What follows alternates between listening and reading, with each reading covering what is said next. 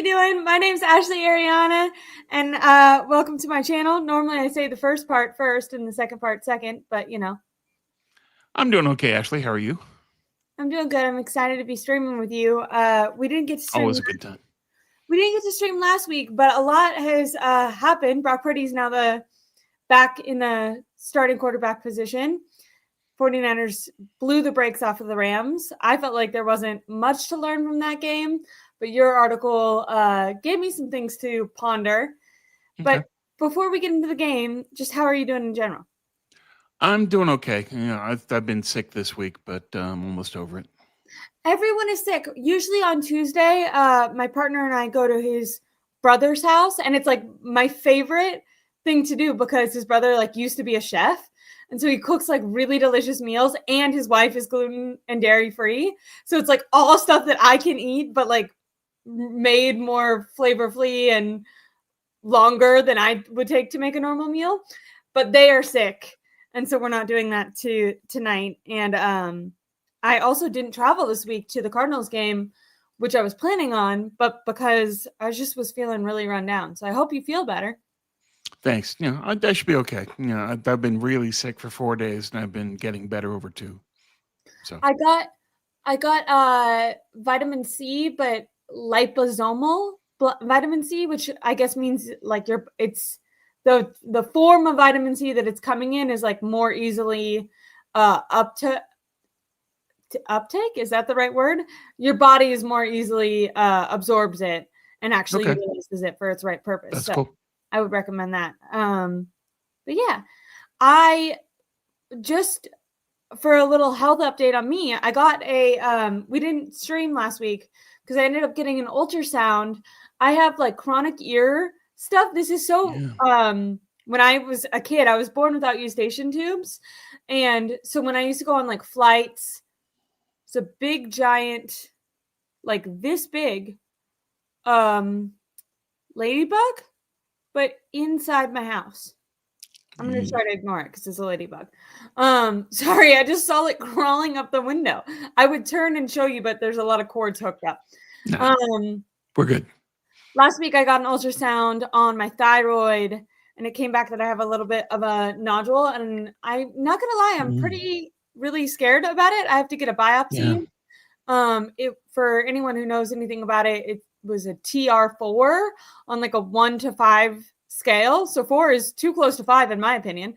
Now the one positive thing is it wasn't I'm feeling symptoms and went into the doctor and was something's wrong.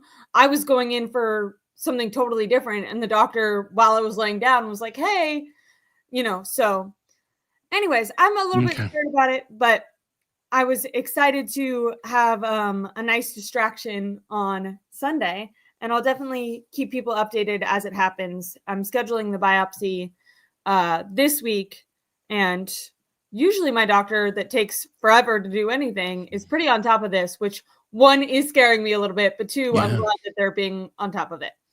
Better that than not. Exactly. 49ers beat the brakes off the Cardinals. I was anticipating the 49ers were going to win no matter who started at quarterback. I guess just to jump us in, because I wasn't able to reflect with you at all on the game or going into the game, were you surprised that they started Brock Purdy, given Brock Purdy was healthy, but Mac Jones has played so well? Or is it is that fair to you? Or is it a situation where he's the backup? I don't think it's a question of fairness. It's a question of readiness. If they think that Brock is ready, he plays. He's the starter. He's the franchise guy. The problem for us on the outside is it's a black box. We don't know what's going on. We don't know if Brock looks good. We don't know if Brock is ready. And it turns out that Brock said he was ready. The doctors cleared him. Kyle said he was ready to go. And Brock looked fine. He was hesitant as a runner, but as a passer, he looked pretty good. So something to build on going forward. And I think that Brock had a good game, not a great one, but a good one. And that's something that he can continue to grow on. He'll be all right. Well, he played really well. And to me, it's it feels like they a little bit manipulated behind the scenes. He might have They been able always to do. play the previous week, but that was obviously going to be against a much, more vulnerable, more what is that word? I'm blanking. Formidable, that's the right word. Oh, Opponent? formidable. Yes, formidable opponent. I want to get into 49ers obviously won, but I want to get into a couple narratives that I've been seeing is that the 49ers have now found their strategy moving forward. And I can't help but giggle a little bit about that because is the strategy to score over 40 points? If so, I agree that would work, but I think that that's kind of silly to say that that's easily replicable. Yeah, it isn't. But then, the 41 was really deceptive anyway because you've got 3 turnovers to 0. You've got a They started on 98-yard their side of the field like every drive. right, and you had the 98-yard kickoff return by Sky Moore, and you had 17 penalties by Arizona. So all that added up leads to 41 points. If you take that stuff away, where are the Niners? They're probably like 27-30, and I think that that's the expectation going forward. They should be able to put up that level of production depending on the defense they face and the weather in the game, that sort of thing. Whoever initially before the season began was in the meeting room at the NFL and was like, I know what game should be on Monday Night Football, week 12, 49ers Panthers. I feel like he got a lot of eye rolls, but he ended up getting it right. This is going to be a very important game when it comes to the playoff picture, being that the Panthers are actually a much better opponent than we assumed. I must admit I haven't kept up with the Panthers too much this year. Like, I don't sit down and watch their games. I know their record, and I know that they/Bryce Young is playing a lot better than he has in previous years. Do you think that the Panthers are going to be as easy of an opponent as the Cardinals were? No, because Arizona is beat up more than the Niners are. I mean, consider that they didn't have their starting quarterback, running back, wide receiver 1, wide receiver 2. There's your offense. Is it any wonder? And yet with all that, you still had, and this is the concern, 47 completions for Jacoby Brissett, NFL record. NFL record. Almost 500 passing yards. And part of that is because they just abandoned the run really early because the Niners were up 13-0, and Arizona said, okay, we're passing now. And so he threw a ton. So that's going to then follow that you'll get a record for completions. But it's still a concern that the Niners weren't able to stop them. That even when the game was close, that they still had a lot of difficulty covering Arizona's third string wide receiver and Trey McBride. I mean, McBride is a great player, Pro Bowler, probably an All-Pro soon. And so, he's going to get his. But Michael Wilson having that big a day is a concern. I don't know. I've always heard about Michael Wilson and how good he's going to be.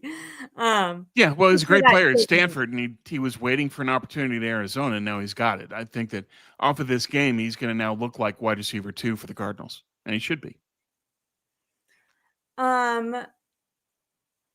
When we look at the fact that this Arizona team was so, beat up, but they were able to have so many passing yards, such a high completion percentage. Is it fair to want to revisit the fact that the 49ers did not make a trade? Because that week, the way I want to set up this question was that week, I saw a lot of people saying, the 49ers know who they are. They know they're not going to win a Super Bowl. And this is actually the smart choice to not give up assets there, for future years, because they're going to lose either right before the playoffs or the first game of the playoffs, no matter what. And I didn't like that logic just because I think you should try to go for it every single year, no matter what. But I'm like, okay. But now this week, and we're a little bit talking about like media narratives, so this isn't necessarily the 49ers front office doing this. But this week, I'm hearing the opposite, where I'm hearing, look at how, dominant the 49ers could be. All they need to do is get to the playoff and they can make a push and they can make a run. Every team is mediocre at this point. It seems to be. Yeah, that's a common myth, but is that the reality is the question. What makes me mad is like, you can't have it both ways. One week when you look awful against the Rams, you can't say, see, it's good we didn't do anything. And then the next week say, look, you're, in contention for a Super Bowl or like to go far in the playoffs. And it's like, okay, well, if you got to avoid criticism for not making a trade at the deadline last week, then this week, I think it is fair, because when we look at Arizona, there was no pass rush on Jacoby Brissett. He was able to throw all over the field.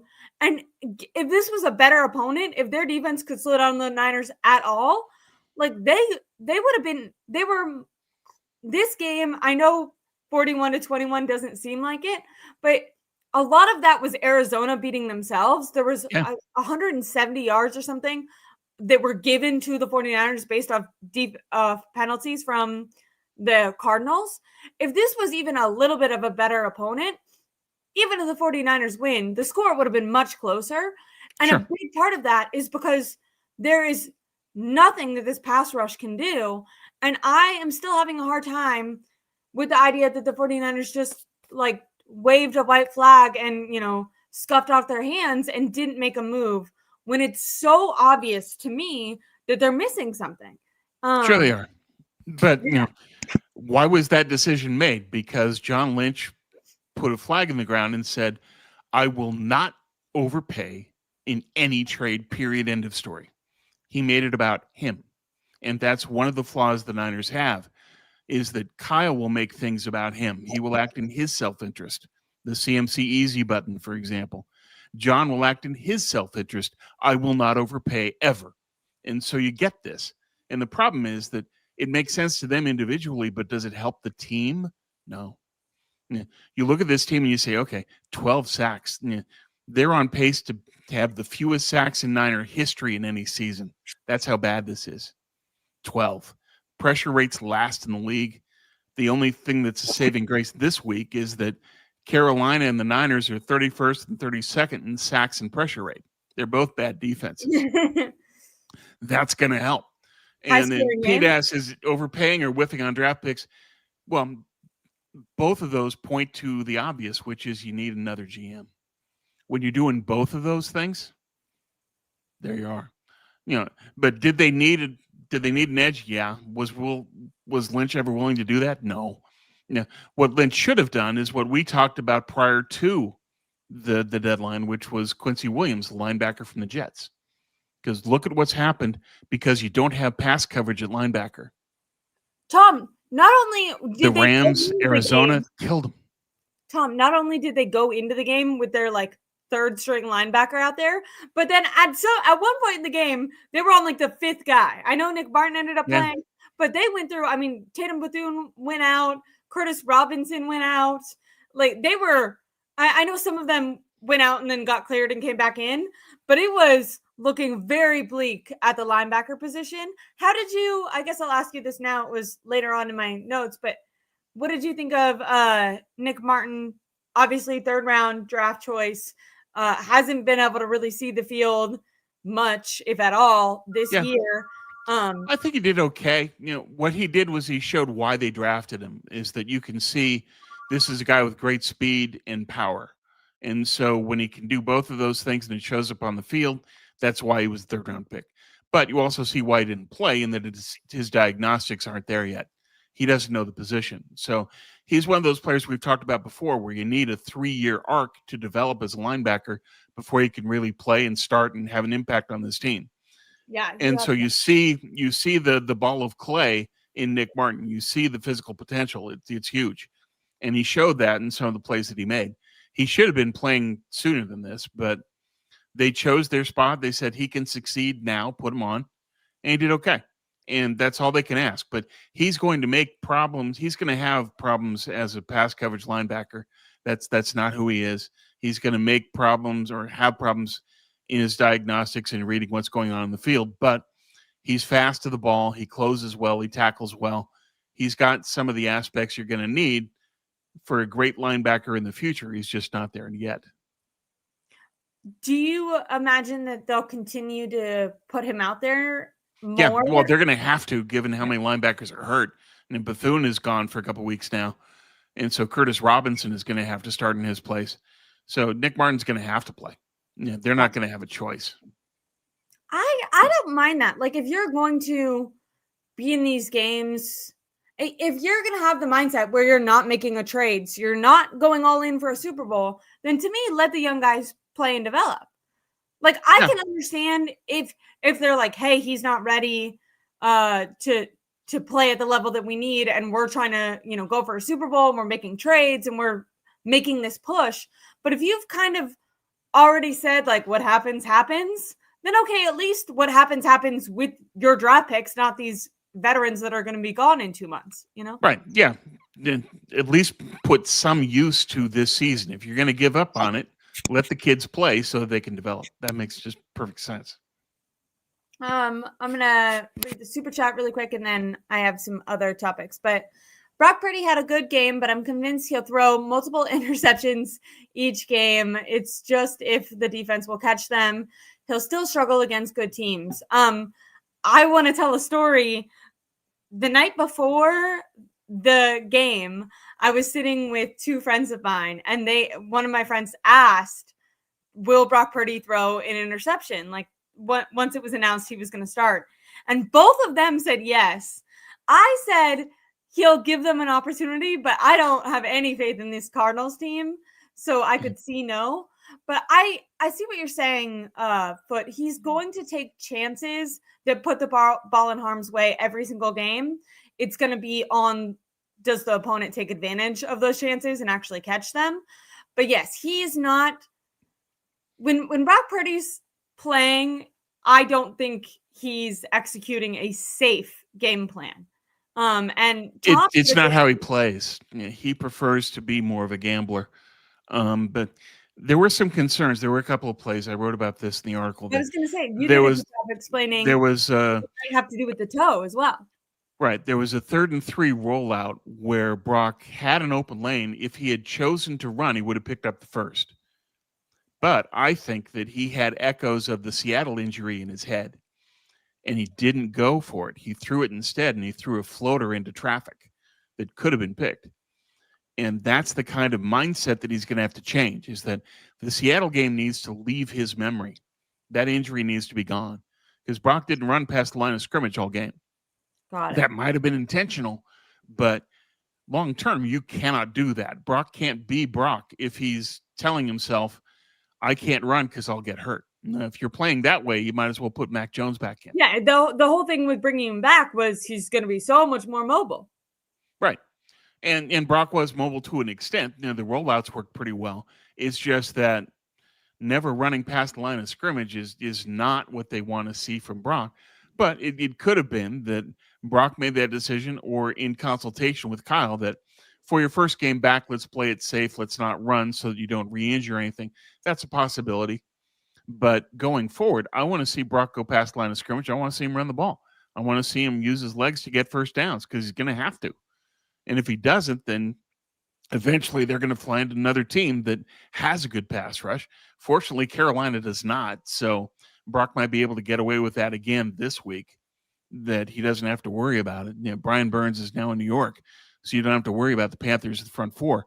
So we'll see how it goes. But I think that Brock needs to get that thought out of his head. If you're going to play aggressively, play like yourself. Play organically. Play the way you're accustomed to. Don't hold yourself back. Just play. And if you get hurt again, so be it. They've still got Mac Jones. He's proven he can win. Play like you play. And I think that's going to be the challenge for Brock going forward. Is passing, he had a pretty good game. Running, he didn't, because he chose not to. And I don't think he can continue to make that decision going forward. A stat that I saw was Brock Purdy had an average time of holding onto the ball at 3.3 seconds, which is very high considering the league average is 2.7. It is, but factoring who they're playing and that the game plan had a lot of rollouts. And so that's going to have Brock hanging onto the ball regardless because he's executing what Kyle wants. Okay. So it could be a little bit skewed. What I thought was interesting was having a much higher than league average time to hold on to the football. He was still pressured at only 25%, which is a league low. So that kind of shows you that I keep trying to go back to excellent game, like good job that they won.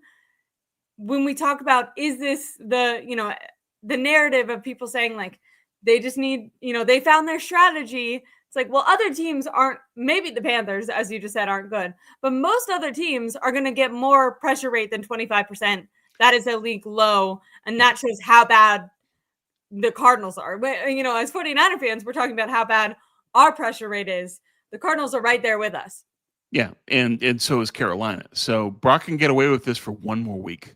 After that, you can't self-regulate in that way. You have to run the ball. If you've got a lane to get the first down, go get it.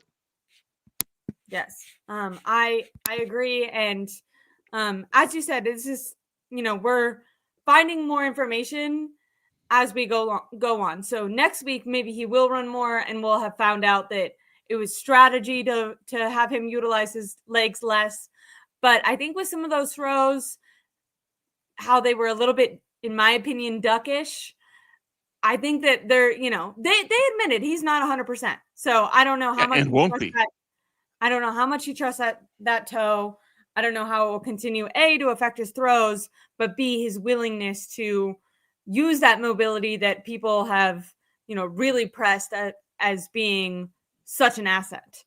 When we look at this 49ers team and we look out at the playoff picture, I said about 5 minutes ago that there's a lot of mediocre teams in the NFL right now. 49ers are 4-1 in the division, which is excellent. You put in your article that if they, win the games that they're supposed to win, they should make the playoffs. If they lose to the Colts and maybe one of the Bears, could they still make it in? Because there's a lot of teams with the same exact record as them right now. Right, but the Niners' losses have been to AFC teams. That's going to help them in the tiebreakers. Okay. So their NFC record is going to be a key thing. If there isn't a head-to-head, then NFC record and division record are the two key tiebreakers, and the Niners are in good shape in both. So they could still make it. It's just that I think that once you get to 10-7, you're relatively safe, but not necessarily guaranteed a spot. 11-6, you're in. 10-7, you're probably in. 9-8, good luck.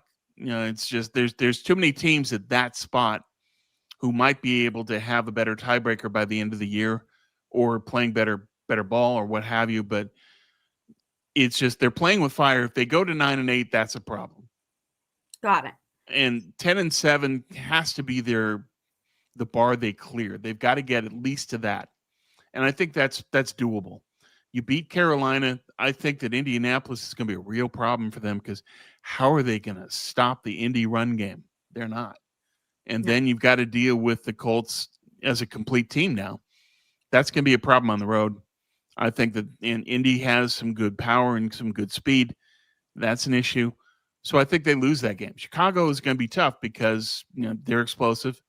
Yeah. Seahawks are going to be tough because they know us and they got a good D. I know. Darnold makes mistakes and their running game isn't that good, so it can still be a tight competitive game. But I think those are the two concerns going toward the end of the year is Indianapolis, Chicago, Seattle. And they need to win at least one and preferably two of those games. I thought that the Seahawks have looked really good up until this last game. Sam Darnold is not going to make as many, and maybe I'm wrong. Maybe Robert Saleh is really smart, and I hope I am wrong. I think that the Rams defensive coordinator kind of has Sam Darnold's number. If you look back on the games that not just he's played them with the Rams, but that he's played them other places too. He really is able to stump Darnold. And well, he anticipated. No, I'm sorry, Ashley. He anticipated what Darnold was going to do. Yeah. Is that he knew that Seattle was going to say, okay, we need to Mac Jones the Rams. We need to get the ball out fast. And Darnold isn't accustomed to playing that way. And then he got the ball out too quickly and he didn't throw it in accurate spots. And that led to 4 picks. The Rams knew that they could pressure him into throwing early. And that they played for that. With him throwing 4 picks. Like that, the Seahawks, I know it's a silly thing to say after a game where Sam Darnold throws 4 picks. But to me, I came away thinking like the Seahawks might be one of the best top 3, top 5 teams in the league right now. Like their team looks good until they play the Rams. Once they play the Rams, they're terrible because Shula knows how to get into Darnold's head. Yeah. I mean, when you game plan and say he's going to react to the last game because he took all those sacks, and so he won't have 9 sacks this time because he'll get the ball out early. But if he gets the ball out early and we play the passing lanes, we'll pick him off. It's exactly what happened. And so that's a defensive coordinator schooling the offensive coordinator. Again, one of the key problems for Seattle, Clint Kubiak is not good. He cost them the game against the Niners in the opener. And look what he just did against the Rams. He laid an egg because he did exactly what the Rams knew he was going to do. I am not impressed at all with Clint Kubiak. I have heard you say that before. I don't know. Yeah. It's a weird thing to walk away from that game and feel impressed with the Seahawks, but I did feel that way. Defensively, yes. Offensively, no. Yeah. I mean, I think Sam Darnold, I think Matthew Stafford is an incredible quarterback, and they made him lay one of his worst performances in quite a long time. I think Sam Darnold throwing 4 picks kind of took attention to the fact, away from the fact that Matthew Stafford had one of his worst games. I have a question really quick, because their defense in Seattle's that good. Yeah, that's how good Mike McDonald is. But their offense, Clint Kubiak ain't it. Neither is Darnold. And so Seattle, to become a Super Bowl contender, they need a new quarterback and a new offensive coordinator and a new running back. Do you think that the defensive strategy that the Rams implemented against the Seahawks could be replicated with this 49ers defense, given they don't have the same talent? No, because the Rams struggles. The whole thing that the Rams did was predicated on getting great pressure to force the throw and force the timing. Niners don't have any pressure at all. 0. I mean, it's last in the league in pressure rate or 31st, depending on where the stats are now. But they're one of the 2 worst teams in sacks and pressure because they don't generate any. And then the other problem is when they blitz slow. You have to blitz the fastest players on the defense. Saleh doesn't. And that's why those guys don't close. You've got to put the speed out there. You got Nick Martin out there. Blitz him. He's fast. And he hits and he closes. He's a freight train. Blitz him. Blitz Chase Lucas. Blitz guys with speed. He's not. Tom, would you want to take a couple minutes or 2 minutes with me really quick and go through and do a rough prediction of wins and losses for the 49ers games that they have left? Okay. Versus the Cardinals, do you think they're going to win? Yeah, against Carolina, I think they win this. That's what I meant. Thank you. I like that you just steamrolled over that. I also think they're going to win. I think it's going to be a good game, a much better game than I anticipated to start the year. I don't know. I get nervous that my optimism leads me astray, but I think it's a win. Browns game, I think, is going to be particularly interesting because of their defense and the problems it's given Brock in the past, but their offense looks so horrific. I have that as a win for the 49ers. What about you? I think it's a win for once, even though Jim Schwartz is 9-1 career facing Kyle, he owns him. And owns Purdy, too. Put him in a blender. Well, and Purdy, but the Browns offense is so bad. That I think that changes the dynamic. Yeah. But I will say this. It's in Cleveland. It's in late November. What's the weather going to be like at the Mistake by the Lake? If it's Yeah, rain, it'd if be, it's like, snow, cold and raining and there slippery. goes Brock. Interceptions. And so if it's dry, Niners. If it's not, Cleveland. That makes that game so much more interesting because I've already assumed, even if the weather was fine, that the defense would really stifle what this 49ers offense was able to do. But my conclusion for making it a win was, even with the defense, with Brown's defense stifling the 49ers, their offense won't be able to. But if the defense is not only stifling, but taking the ball away, aka giving the 49ers less offensive time on the field and giving their offense more opportunities, it could even it out and make it an even closer game than I've It could. imagined. Well, it's just, if it's dry, I think that Brock can protect the ball and the Niners can eke out a win just by literally outscoring Cleveland because their offense is that woeful. But if the weather is rain, if it's high wind, if it's snow, if it's some combination, and Cleveland this late in the year is never going to be a balmy paradise, what's it going to be? And I'm looking at the weather as a critical factor in that game because it's the Brock kryptonite. I think that's fair. Okay, then they have the Titans at home. That's a win. That's a So win. we don't even to discuss that. The Colts game I have as a loss. Loss. Yeah. Then we have the Bears game. I think they can win that, but the Bears' ability to be explosive and the fact that Caleb can run will make that more of an interesting game. It'll be really tight, but I think that the Niners being at home will help. Yeah, And that's the kind of game where the Niners can take advantage of what Cleveland does defensively to hang onto the ball. I think they're going to need to play keep away in that Bears game. Yeah. And I think they can do that. And that's how they beat them. But Chicago is going to be a tough game because they are an explosive team. Saleh is going to have to respond to that accordingly. So he's going to play the same defense we've seen, where it's soft zone and you let them make the catch in front of you, bend, don't break. And that game is going to be decided by who scores touchdowns in the red zone. Yeah, and but I think the Niners win it barely, but they win. The weather factor could also come up there because late December in the Bay, Santa Clara in that time of year can be wet, and then again. No, this shouldn't be a factor, but it is because Purdy has yet to prove he can play well in the rain. Yeah, and then there's that Seahawks game. I put that as a loss, but mostly because I do think that they're going to lose at least 2 games coming up. And so that would be my second loss of the rest of the season. Well, and Seattle has the benefit of having played the Niners before, so that Kubiak won't be as much of a moron as he was in the first game in not attacking the safeties. Disappointed with his stats. I was furious. I picked Seattle. They should have won, but their offensive coordinator was too clueless to implement the game plan that I thought was obvious. Anyway, I think that they lose to Seattle, and just because the Seattle defense is that good and it can cause some problems, and that Seattle's offense will be better because they'll have played the Niners before and gone to school on that. So that's, you lose to Indy and you lose to Seattle, you make the playoffs probably. Okay.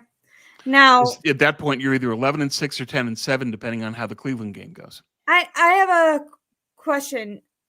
If they get into the playoffs, is it still, as of today, up in the air if they are like in, or if they're like a wild card team? Yeah. Well, if let's say the Niners go 10-7 and they end up as the 7th seed, if the NFC goes as it is now, the Niners would play the Rams at SoFi in the wild card round, first game of the playoffs. Okay. Interesting.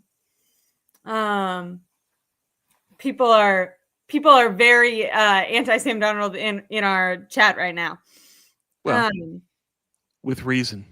See, Tom lives in Seattle, so he feels this closer than any of us.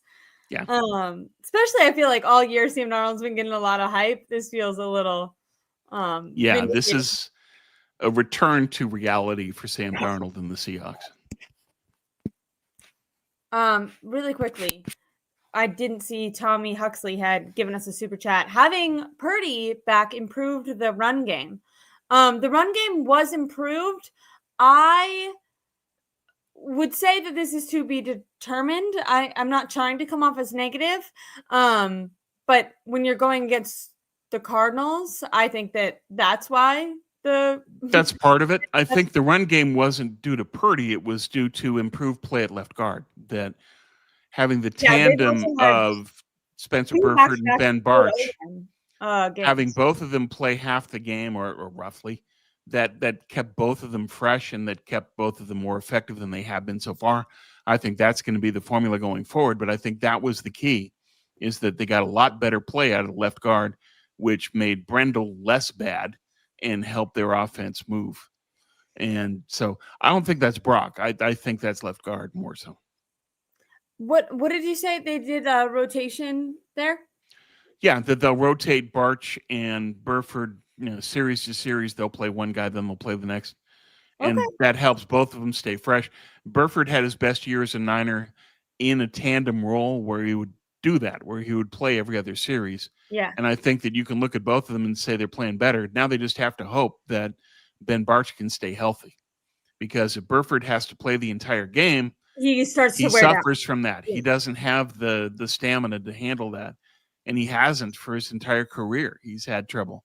Part of the reason they had to go tandem was because Burford got tired. And is that they need that? They need Bartch. I've definitely seen a lot, like on Twitter and stuff, when you look at Niners Nation, Kyle Posey and those guys have talked about the improved O-line. Over the last 2 games, I think they've kind of talked about it. Would you say that a big portion of that is because of that change? Yeah, that and having Kittle back in game shape is a critical factor in opening up holes. I mean, got it. CMC had his longest run of the last 2 years in the Arizona game. 20 yards, right? 20-yarder. And granted, it was in garbage time, but it was still a nice run for him, and it was well blocked.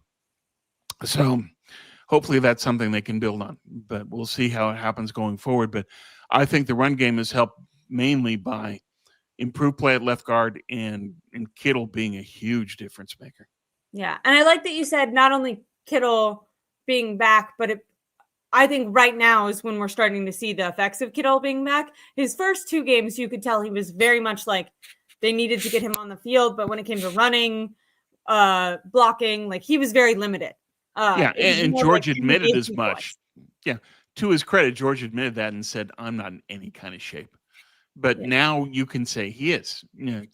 He's been a factor receiving the ball in the last 2 games. He's looked great as a blocker. They should throw him more. 19 of 19. They've got Kittle back to where he needs to be. I think that's going to be a key part of the offense going forward. Is now you have all-pro George Kittle version, and that's going to help the entire offense. It's one of those rising tide lifts all boats, but that's Kittle, and that's what he does for the offense. When we talk about offensive success, I feel like I kind of poo-pooed it earlier, being like, yeah, the strategy is to score 40. Like, let's see if we can do that every time. That's not replicable. I think could be consistent is over the last 3 games, Kittle is 19 catches on 19 targets. To me, if you got someone who's catching every single ball that is thrown to them, target that guy more. Like, he was clearly doing very well. He's 3 touchdowns in that time. And then in the receiving game, Christian McCaffrey has also been, to me, a very big factor. And I know to start his career with the 49ers, I actually remember a presser where he was pretty adamant on like wanting to, be considered a running back that could catch the ball. This week in the post-game presser, he seemed to be a lot more open to the fact that he is evolving into more of a pass catcher that does run the ball. And there are rumors about it and talked about it. And I think, I know that, he did run the ball well against the Cardinals, but I think for the remainder of the year, I think Christian McCaffrey's best attribute should be in the receiving game going forward. It is, but you still need him to line up at running back to set up Christian as a receiver. That's why you need him there. So we'll see how that goes. But clearly Christian is holding on, which is surprising to me. I'm surprised that he's still healthy and playing and contributing and playing well. Because given all these touches that Christian's still playing to this level is credit to him. Hey, way to go, German doctors, man. And obviously Christian's work ethic. Well, and Christian. Yeah. Too Much Sauce says, is Sky Moore a bona fide returner now? Yeah. I've been saying this all stream. Yes, Sky Moore is their returner, and he has played very well. Also, the Cardinals did not block that at all. Like, it's hard. It sucks. Like, it's funny how week-to-week games are, because last week it was like, fire everyone. This is, why is this team so horrible? No wonder they didn't make a trade.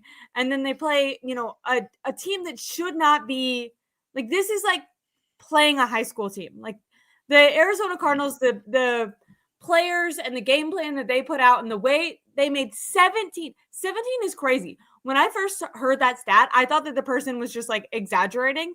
And then I looked it up and I was like, no, they literally committed 17 penalties.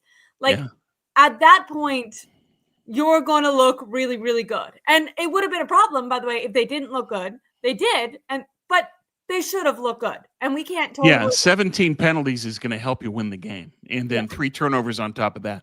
But to give you a feel for just how bad 17 penalties is, new franchise record for the Cardinals. The old record was set back in 1936 by the Chicago Cardinals. So 89 years ago, they had 16 penalties. That's how bad this team is that they nearly set a 90-year-old franchise record for penalties. That's how bad. This is not a good team. So you don't look at it and say, hey, we beat the Cardinals, woo-hoo, Super Bowl. No, they're not good. But there are positives you can take from it. That Brock looked good and in rhythm as a passer, that Kittle is now in full game shape, that the left guard tandem of Barch and Burford is working, and those elements on offense are going to help.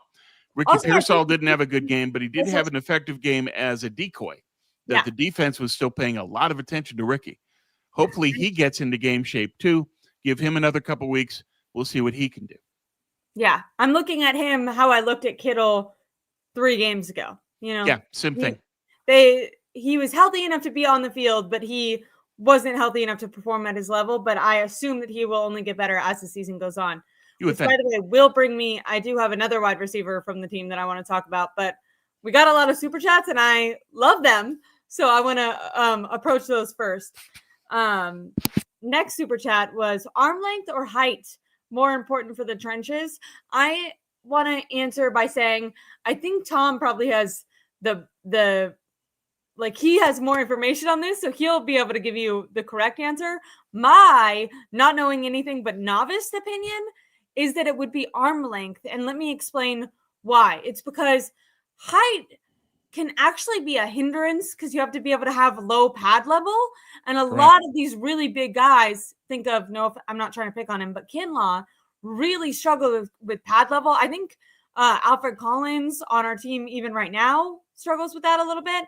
Not at that same extent, but the taller you are, the more disciplined you have to be and the stronger you have to be lower body wise to kind of be able to hold a low squat.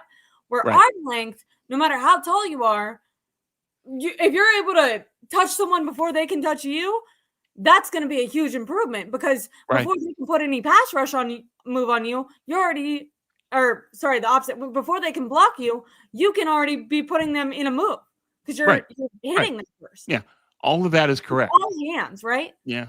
You passed the test with 100%. You got it all correct. That's exactly right. That you need the arm length more because if you're too tall, you can bend over. What they say, and it's a really bad flaw of some offensive linemen they talk about in college all the time, waist bender. When you're a waist bender, you're a lot less effective. And that's what Kelvin Banks did at Texas. Why I didn't want them to draft Banks. Waist bender. So you have to deal with that. If you've got longer arms, then you can make contact away from your body, get to the defender sooner, and there's a lot more that you can do. If you have shorter arms, then you're dealing with not having as much leverage, and they're into your body and can do a lot more damage to you as an offensive lineman. So you want that length. But sometimes you don't have a choice. And part of the problem in this year's draft, specifically at tackle, a lot of short-armed tackles who are going to have to move to guard. So if you're looking at look at all these tackles that are being projected in the draft. Yeah, but this draft, more than others in the past couple of years, has a lot of guys that played tackle in college, they're going to have to move inside in the pros because their arms are too short. Interesting. Can you explain? So what is moving inside? How does that help with the arm length? Because you don't have to be put on an island. When you're playing tackle, you have to be out there and you are the line of defense in stopping the pass rusher. So you have to have a great anchor. You have to have long arms. You have to have agility.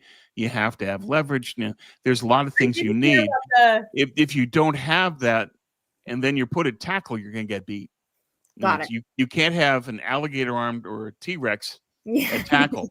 Ain't gonna work. You need somebody that's got an Inspector Gadget arms to keep that guy out there. I'm just really impressed that I got it right. I feel excited. You nailed it. But I do remember going back to last year's draft, talking about the T-Rex arms when it came to some of the people that were hypothesized to go to the 49ers. Billy Bowman, his arms were under 29 at the combine. That's just the whole league goes. But it turns out he's a decent player. He's not a great one. As the numbers for your arms come in. Yeah. Okay, I want to get through these super chats, so I'm gonna keep going. Who's the true alpha in the locker room? And I like this question, because the way I'm gonna I like this question because I see alpha as maybe different than it is used in popular media today.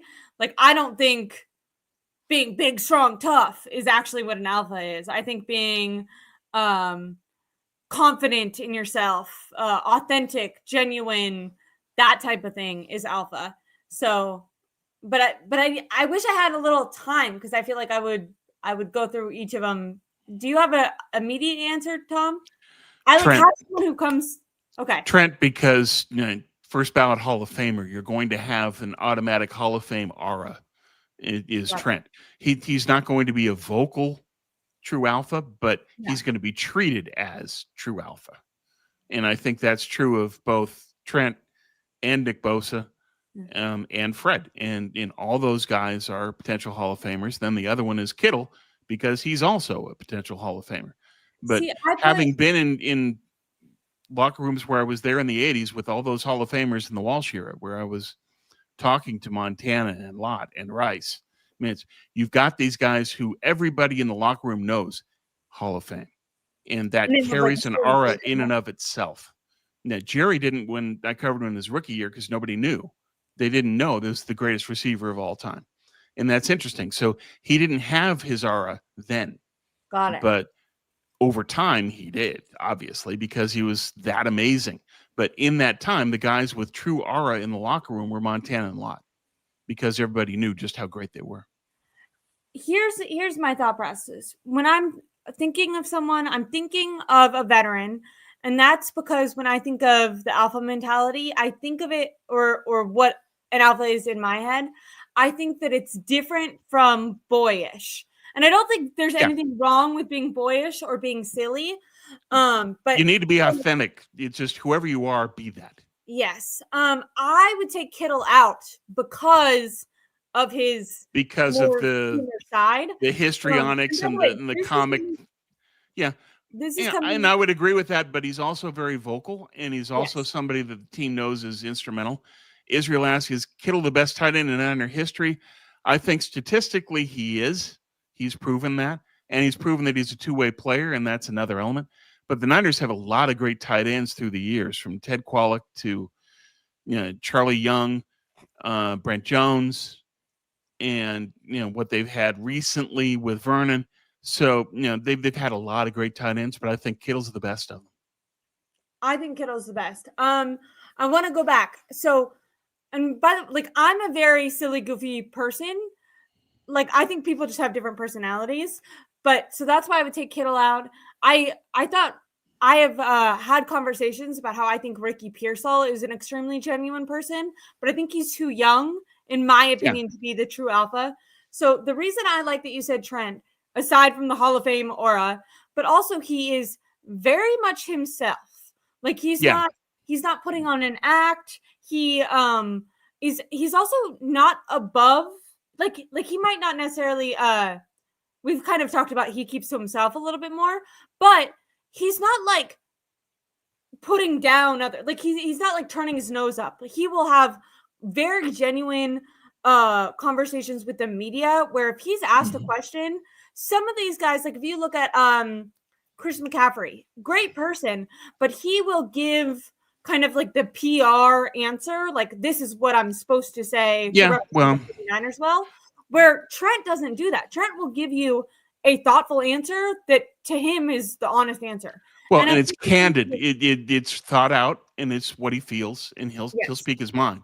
And that confidence, there's supreme confidence. Like, sure, older, wiser, and confident. Yeah, and so that's I think, and he has all of that. Yes, and that's why I think he's the true alpha, even though he's not the most talkative guy. In terms of Christian giving the expected answer, there are some athletes who are questioned so often that becomes a default for them. True. Montana did that to a fault. And eventually he became somebody that would talk in playbook. He said, talked about that touchdown to Jerry, and he'll call the literal play in the huddle. Well, was there anyone excited? And it's just unusable audio. And I was in radio. And so after a while, I didn't even talk to Montana because I knew the answers were going to be that. Yeah. And there are some players who will give answers in that way, that they will say, I don't want to deal with the media, and the fastest way for me to deal with them, in Montana's case, was talking playbook. In Christian's case, it's, I've got all these people. I don't want to contradict myself, so I'm just going to give the standard answer. And that's his right. Yeah, exactly. I'm not criticizing him at all, but what I can anticipate, any question that they ask Christian, you could pause it immediately, and I could tell you what Christian's going to say. Yeah, he's just like, I know, he's actually letting you in and like giving you a thoughtful answer that I wouldn't have been able to predict. Like, it could have only came from Trent. And I feel But again, that's a choice that Christian makes, and I don't hold that against him at all. But so for this question, to answer it, I feel like I tried to explain. That's why I put Trent up there, and then my first reaction was Fred Warner, and I would have a hard time choosing between Trent and Fred, and a lot of the reasons for Trent also apply to Fred. I do think Fred is a little bit more cookie cutter than Trent, but I think they have like opposite things that help boost their case.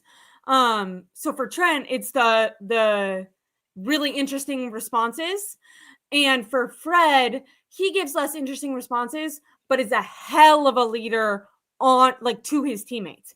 Anyone who's talked about Fred has talked about how he goes above and beyond to be a leader. Like, he's not an independent contractor in the way that sometimes we talk about that Bosa is, or Bosa. Fred takes it upon himself to be the leader of the team. Yeah. And that's the common denominator that I saw in the locker room in the 80s with the Niners when they won rings, is that you had a lot of Fred Warners. You had guys that would take ownership and would coach up or discipline or hold accountable the rest of their teammates. Yeah. And that became the 49ers standard. And what the Niners need is more Freds. Yeah. Because that's what they had in the 80s, is that they had a ton of Freds in that locker room. Yeah. And it showed in the field. They were a disciplined team. They didn't have 17 penalties in a game. Guys, they knew what they were doing. Held themselves to a standard that not only knew what they needed to do, but what everyone on the team needed to be doing. I completely agree. And true leadership. Yeah. And I think the true leadership is why I lean Fred, but Trent and Fred are up there for me for all the reasons that Tom and I said, starting with the Hall of Fame play, but then going into who they are as individuals.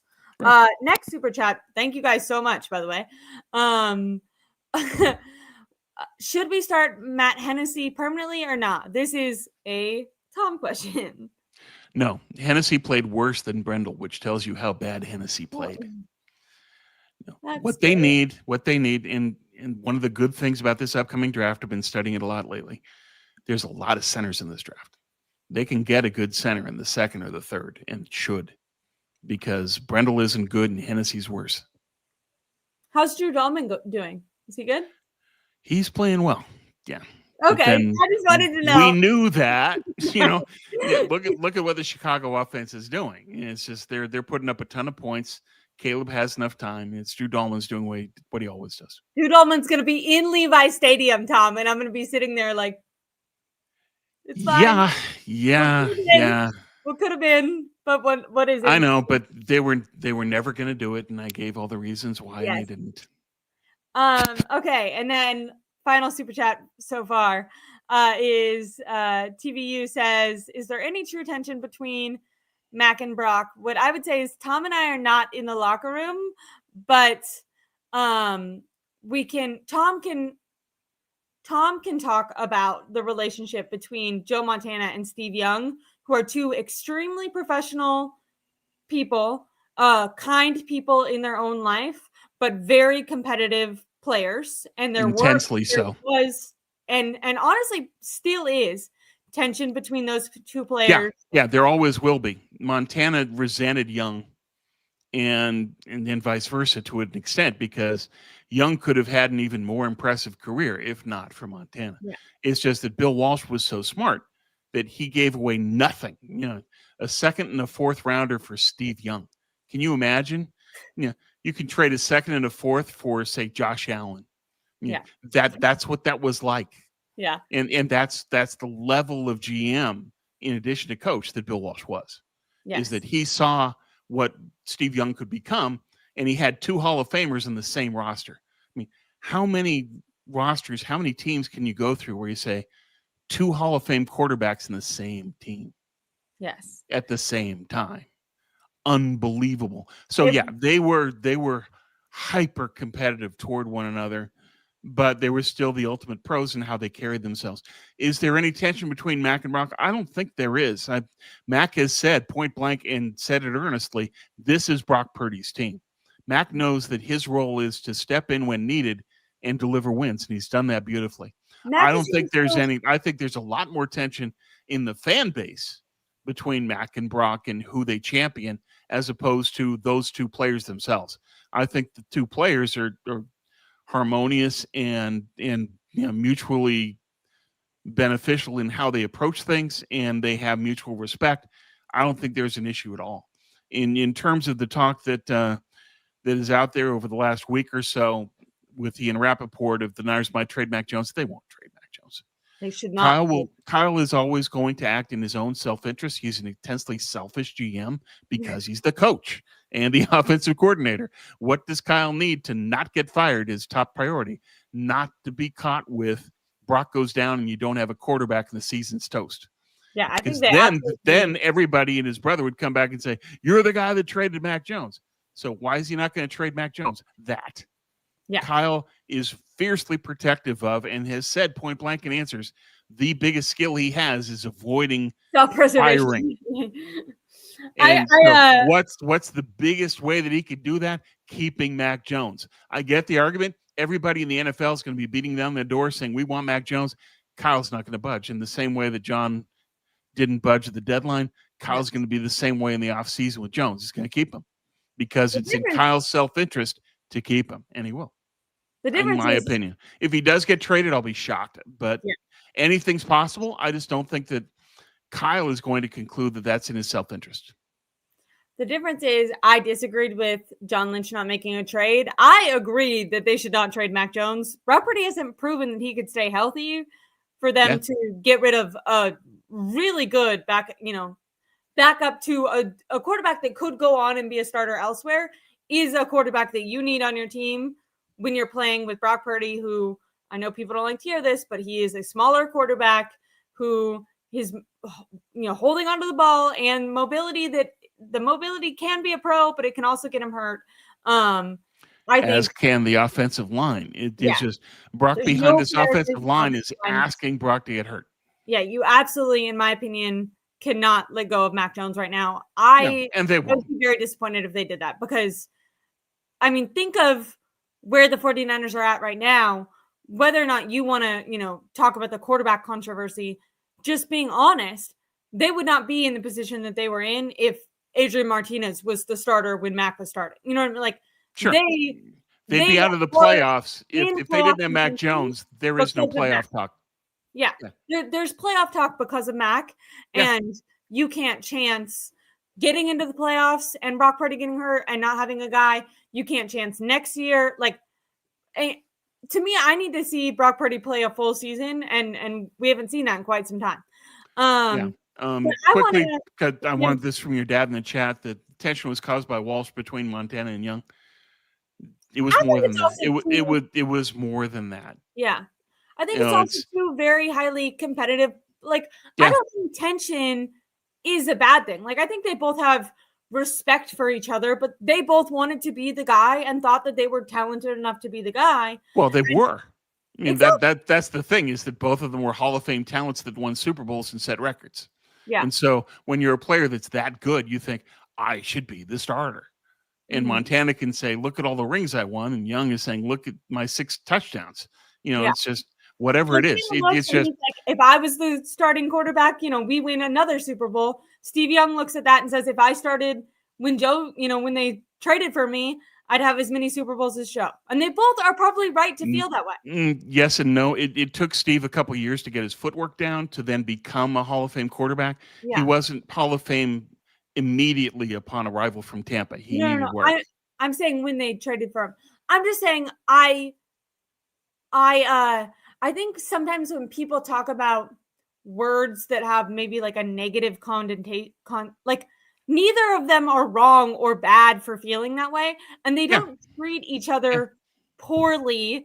They are just highly competitive. Like, they are Hall of Fame superstar quarterbacks. In order to be that way, you have to have a certain mindset.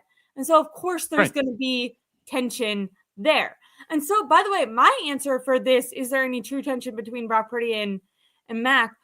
To support your no argument, what I would say is Mac has been in Brock's shoes before with the Patriots. Right. Where he had a backup come in and play well. I know eventually Zappe floundered, but originally he played well, and he had the fan base calling for that guy, and he was a starter. So I think Mac can have more of an empathy for Brock in his situation, and might feel like, I don't want to replicate what happened to me. I just want to play well here and then go somewhere else and be the starter here. I'm not trying to take Brock's job. I'm trying to prove I'm good enough. And I have my own ego that's gotten me here, and I think I'm just as good. But that doesn't mean there's tension there. What I will say, though, an interesting note is during practices, everyone is in their position groups after like the first there's like a little dynamic warm-up time, and then they go into position groups. A lot of the people in the position groups talk to each other during that time.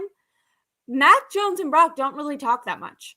Adrian Martinez talks to both of them. That we see, there can be plenty of times when they are, and we aren't there to witness we're not in the meeting rooms, all that. But I found it interesting that there seemed to be more like jokey joke camaraderie between Brock and Adrian and between Mac and Adrian, but not so much.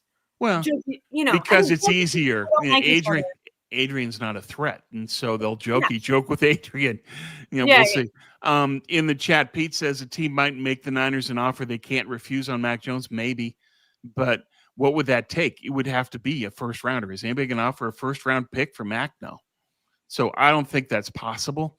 I think if a team offered a second, the Niners would still turn it down because Kyle wants to make sure his job is protected. That's job number one for Kyle, is I stay employed. Yeah. The biggest threat to I stay employed is dealing Mac Jones without having a second quarterback. He won't do it. I see what you're saying. I don't think that they should take it. I'm thinking about some teams that are really quarterback hungry, but the issue with teams that need a quarterback is the whole team sucks. So like the Raiders should, probably trade for Mac, but they should overhaul their entire team. So like they're not going to give up a second round pick for a guy when they need a second round pick to start rebuilding. And Mac's not going to replicate what he's doing here on the Raiders. And that's the other point. Brock also would suck there. Like, I'm not counting anyone would suck on the Raiders right now. Sure. But to your point, all the teams that need Mac Jones are so bad, they need to keep their first round pick, their second round pick. They cannot. Thanks, Sauce. Appreciate it, man. or girl. Thank you Could so be much, either Bob. one. Thank you. So yeah, is a team going to offer something great for Mac Jones? I think the best they could get is a late second or an early third, and I don't think that's going to be enough to pry Mac Jones loose. What's the history we've seen with the Niners? They let the player go, they let him walk, and then they take the comp pick. That's what the Niners do. Yes. Badass said, I've seen what Mac Jones is without all the offensive players. Brock has Brock. I think what I was originally thinking is both Mac and Brock benefit from having Kyle Shanahan as their offensive coordinator and good players on the team, even when they're down players like Brandon Aiyuk. One of the things, and we might close it down before getting too much into our other topics, but Matt Mayoko today or earlier this week on his podcast suggested that Brandon Aiyuk might have already played his last snap with the 49ers. I don't think that's true because they want to trade him. They have to prove he's healthy. He has to play. And Got it. Yeah, because if you're another team, why would you take a chance on a guy that you haven't seen run yet? Right. That makes sense. You want to know that Brandon Aiyuk is back to full health and this injury hasn't gotten the best of him. You want to see the Brandon Aiyuk you know and love. You want to see the guy before the injury. You want to see that guy on the field. It's going to determine what you're going to offer. If the Niners don't play Brandon Aiyuk, the best offer they're going to get is a fifth, maybe. Which is why they have to play him. And in my opinion, they absolutely will. Doesn't mean that they're going to play him next week, but there is going to be at least the next to last or last game Aiyuk is going to play and be showcased because they want to move him. And the only way that you can move him for what the Niners want back is to play him. Yeah, I mean, originally they thought he had a chance to start week 1. Then to start the year, we heard, okay, somewhere between week 5 and week 8. Now it's just getting later and later. I don't know if that has to do with, I mean, I'm assuming it has to do with his health not being where it's at. But do you think that there's any politics in the background that are keeping him? There usually are. There's just usually politics with this team in every level, and it's annoying. You just say, why do we have clicks on this team? Why do we have these things that are dysfunctional? None of this should exist, but it does, and it's everywhere. And it's just kind of, it's not something I enjoy. I think it's something that needs to be changed, but it won't be. As long as Kyle is the head coach, this is going to be part of the culture of the team. It's what Kyle is comfortable with. It's what he's built. It is what it is. And until all of the Cabo clique is retired and gone, you're going to have this kind of dysfunction on the team.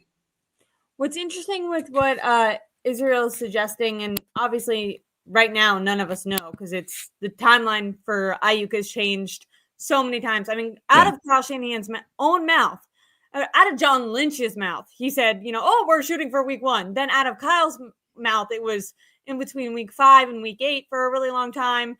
Now he refuses to even give a supposed date. But if Israel is correct, and it would also mean you're correct that they do want to show Brandon Aiyuk a little bit. Coming back after the bye week, the only thing that I like about that is if they do make it into the playoffs, right now we're talking about George Kittle has been back for 4 games now, but he's only last week, I feel like, really showed up as really, George Kittle. Back in if true, comes back, true game shape. Against the Titans, he has 4 games to really get into shape, and then on the playoffs could be, rocking and rolling. That's, me looking at it from an optimistic angle. Of course, and that has to be how the Niners are looking at it and approaching it too, is that we can't just walk him out there and expect him to play for the same reason that you couldn't have that expectation of Kittle the same week he came back, that you knew it would take a 2-week ramp up for him to get in game shape. And that's going to be true of Brandon too. He's going to need 2 weeks. So ideally, you want him back after the bye as the latest. But is that going to happen? That depends on what the doctors have to say, how Brandon feels, what Kyle wants to do. But bottom line to me is Aiyuk must play, because otherwise, if you want to trade him, you're not going to get a damn thing back if you don't let him see the field. He has to play. Yeah. Tom, I had such a good time talking with you today. This was fun, Ashley. Thank you. Thank you guys so much I felt like the chat was Great super chat good today. And it took us a little off of some of the stuff we were talking about, but I just had such a good time answering some of those questions that people came up with. Please, for one, give me a like and subscribe, and then also go check out Tom Jensen on SI. A lot of our topics this week came from his most recent article, the takeaway from the Arizona game. He's going to preview the next game. All that is super juicy info that you get from Tom's article. So please go check that out. Ninercast. I don't know if I said that. Ninercast. Yeah. On Twitter. So thank you, Ashley. Appreciate it. Thank you guys so much. Give me a like. Give me a subscribe. I'll be going live again this week before the game. And Tom and I will go live next week. I'll also periodically be up. Oh, what's exciting about Tom and I will figure out next week, because I do have a doctor's appointment on Tuesday, and the game's on Monday. But Right. what I wanted to say, Tom and I will figure it out, first of all. So don't worry, we'll have a stream. But I'm going to the game with my dad. It's my dad's birthday this weekend. Great. Have a great time. That'll be so much fun. To Levi's a bunch, but I've never been like sitting in the stands as an actual fan. So I'm really excited. Give me all your tips and tricks. Tell me what's the best. I've never been. No, I lived a mile away. Yeah. Levi's. I used to live in North San Jose. I was like a mile and a half from Zanker. Never went to a game. Never have been to a game. See that? So I'm excited to be going. Oh, well. Someday, really maybe. To be going. You will. I know. That's you should fly out for my dad's birthday. Tom's coming to celebrate. I'm really excited to be going. Have Tom a great time. That'll be wonderful. A lot about how much our dads mean to us. Yeah. I am a 49er fan because of my dad. My baby blanket was a 49ers blanket. So I'm very, very excited to be doing that with my dad. We're also like going to go out to dinner over the weekend and stuff too to celebrate. And it's my other two best friends, Angela and Lacey. It's their birthday too. I have like this trifecta of my two best friends in the world growing up and my dad are born all within the same back-to-back days for 3 days. And then it's like Thanksgiving. And I feel like there's just this 1 week of the year that I'm like, I'm the most thankful person ever. Yeah. So, friends and family, that's the essence of life. That's what it's all about. I feel really, really lucky to have such a close relationship with my dad and with my friends. So I'm very excited for my game at Levi's. So thank you guys so much for those super chats. I'll buy my dad a beer with him. Thank you so much. And like I said, make sure to like and subscribe to Tom. Keep it locked on this channel. I'll announce on the community post, depending on if Tom and I still go on Tuesday or if we go the night before or the night after, or day after. We'll figure that out as it gets closer, because I forgot, because I have that thyroid thing on Tuesday. Wish me luck. Thank you guys. Love you.